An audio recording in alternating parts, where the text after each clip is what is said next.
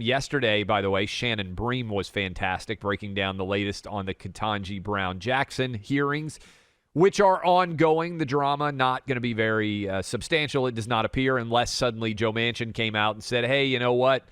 I'm off the train here, and then that would be a heck of a reaction to watch what would happen there. But it does not appear that any Democrat is going to oppose this nomination, and as a result, a lot of this is theater, political theater more than anything else, although I do think KBJ has been weakened by not being able to say, for instance, what is a woman, and also this will be a part of the midterm discussion, because we probably should mention, Buck, in the midterms, if Republicans take back control of the Senate and of the House, this idea of court packing goes out the window. And I think, frankly, now we don't know that there would be a vacancy because hopefully everybody stays healthy.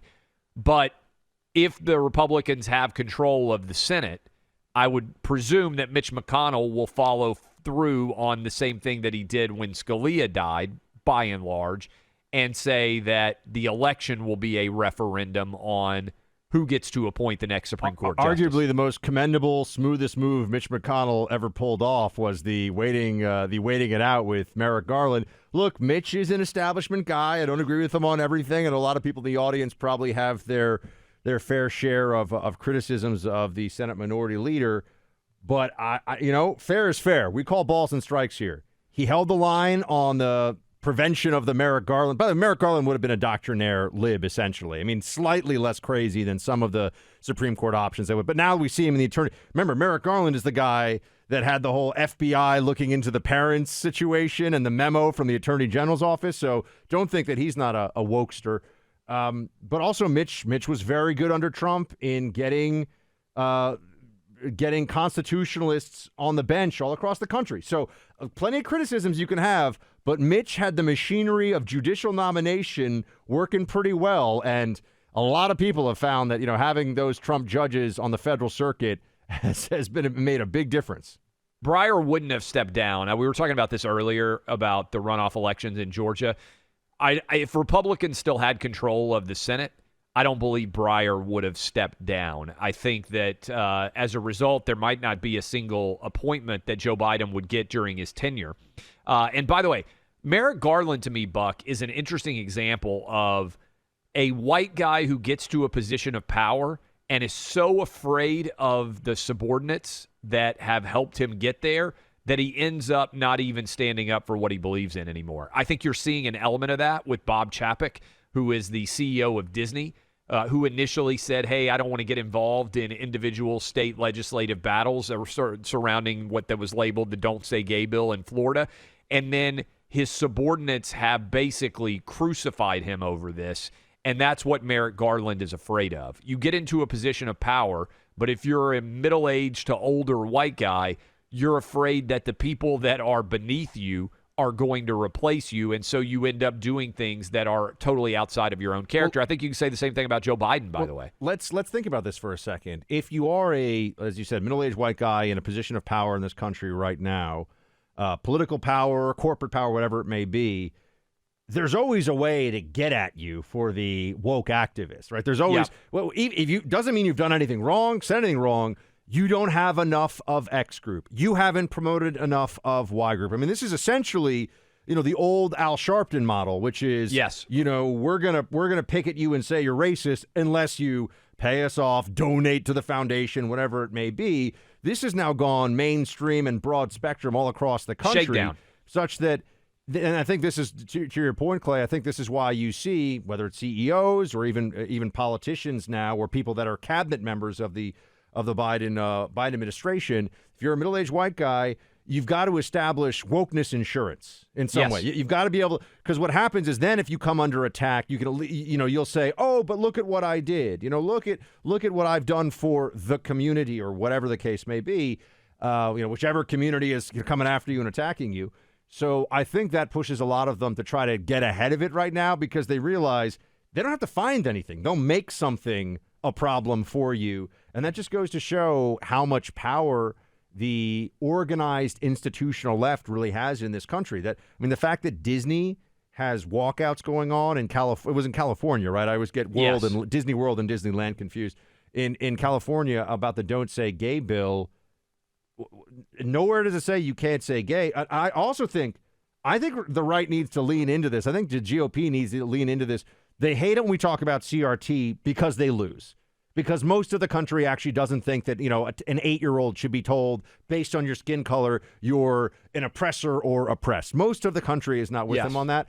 I also think most of the country is not with the activists on, we need to be able to teach gender identity norms to 5-year-olds.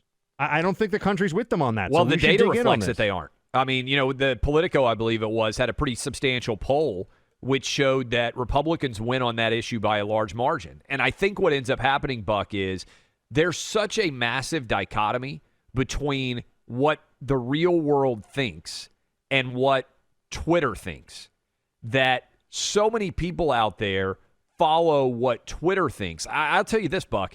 My phone has blown up almost more than it ever has before for people out there who are saying, thank God that you guys and Outkick are talking about this ridiculous Penn transgender swimmer story, because if you guys weren't talking about it, it wouldn't have even been discussed. And there are so many people who agree 100% with everything that we are saying that are terrified to say it themselves because they're afraid they're going to end up being targets. Who has cultural power these days? I mean, really, no, there's no doubt. You think this one through. Who is directing and creating the narratives? Amazon, Netflix, Twitter, Facebook. Disney's a legacy company, but obviously still has a massive catalog and reach and owns a whole lot of different companies. They're shaping the culture. I mean, this is why part of what we have to do on the right is not only to push back, but also have our own machinery of love of country, individual rights and liberty, treating everybody as an equal and as an individual. I mean, we have to have these institutions of cultural diffusion that we're going to have to build, quite honestly, because somehow the conservative movement in the last 20 years or so, I would say, came to this idea that we need to fight to have neutral spaces within these entities. And now what we've learned is there's no neutral space. There's just what the left can get away with, the authoritarianism they can make us all endure, and what we have the power to push back on and say, no, you can't teach that. You can't show that. We're going to have you can't cancel us. We're going to have our own, it's early stage. This stuff almost sounds crazy to people, but we got to do it. Now, look, if Fox News didn't exist and the Wall Street Journal didn't exist, imagine what our cultural discussion would look like in this country right now. Look, if Rush hadn't been on the air for 30 years. It's true. Right? I mean, think, we sit here, in the footsteps of a giant who without Rush, would there have even really been a Fox? Fox News. It's a good question. I think Rupert Murdoch would have still had his influence, but really what we're getting at is there's like 3 or 4 people that basically are standing up against an onslaught, a absolute avalanche of left-wing woke absurdity. And it's disappointing to me, Buck, when I look at, we talked about this a little bit earlier, but maybe we need to mention this to close out. The governors of Utah and Indiana aren't willing to stand up and say, hey, transgenders, that is grown men, shouldn't be able to compete in women's sports. I mean, that seems like you compete in the biology on your birth certificate. Seems like the very essence of sport. For politicians who have no next level that they plan to go to, I think the calculation, meaning they're not going to run for president, they've topped out at where they're trying to go politically. They realize there are issues you can say, you can be on either side of a tax issue, you can be on either side of a border issue even. There's a lot of things that you can take either side of. If you're called a bigot, you're not getting put on those boards even when you're done. You're not getting those speaking engagements, those book deals. The wokeness also translates into dollars and cents for people. I think that's true, but guess what? There ain't two sides to should boys and girls compete against each other, and should grown-ass men just get to kick the crap out of girls in women's sports. There just aren't. And so the fact that there are governors who won't take that position I frankly think they're cowards.